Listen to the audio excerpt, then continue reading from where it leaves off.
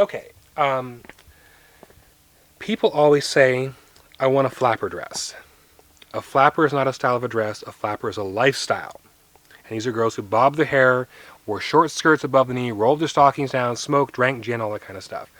But what they're talking about is a dress of the 1920s. They also say, oh, it needs to be fringed. Well, fringe dresses aren't 20s. That's the big different thing there. It's like people think, poodle skirts are 50s. Yes, they are, but they came in 1955. You had one. Didn't have 100, you had one. So these things get kind of just disconsorted, and we think like, oh, this is the iconic thing of the period. And a fringe dress has become the iconic 20s dress. And they really weren't. You used some fringe, but they weren't fully fringed. You see that later in the 50s and 60s of versions of the 20s. So what we have in here are some things that we've created and added to. This was done for production of Maine. And this is a dress from a company called LeBlanc. They do these beautiful, beautiful beaded dresses. And we line the dress in gray silk, a silk shantung. And then we actually built this coat and lined it to go with it. And if you can see, the coat actually has an Art Deco pattern in the coat. And there's a headband that matches this. And that was one of Maine's outfits. And it's this big kind of cocoon coat that's kind of wonderful.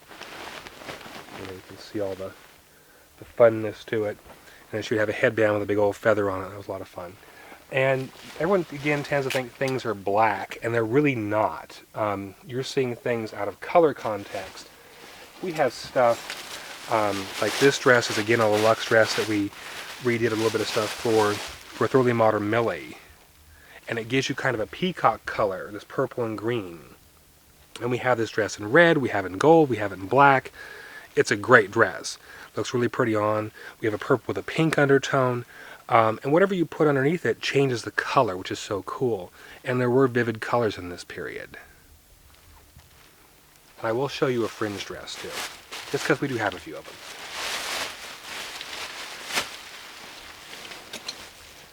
The ones I have are ones we did a long time ago for a show. The red Fringe Flappers. And these are pretty much shapeless. They just go from here down, and that's the idea of the 20s. Things hit you here, and everything in between is flat. And that's kind of what this is. And again, it's a silhouette that people don't understand.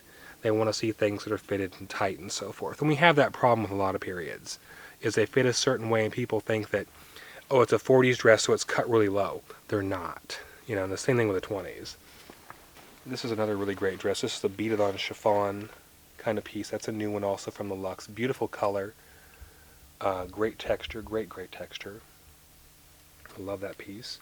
I have a couple dresses that we built for a show called Boulevard of Broken Dreams. We did in Florida. This is one of them. This is a silk chiffon.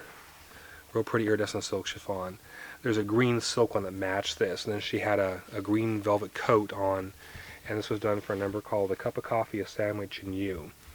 And I had green beads on here, and the other one, they all kind of matched together.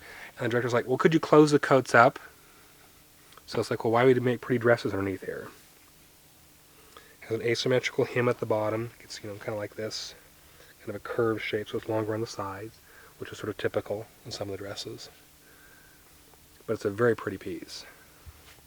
So you can go from like really beaded and really fancy to very simple and plain to very dowdy, and that gives you a whole variety of 20s looks.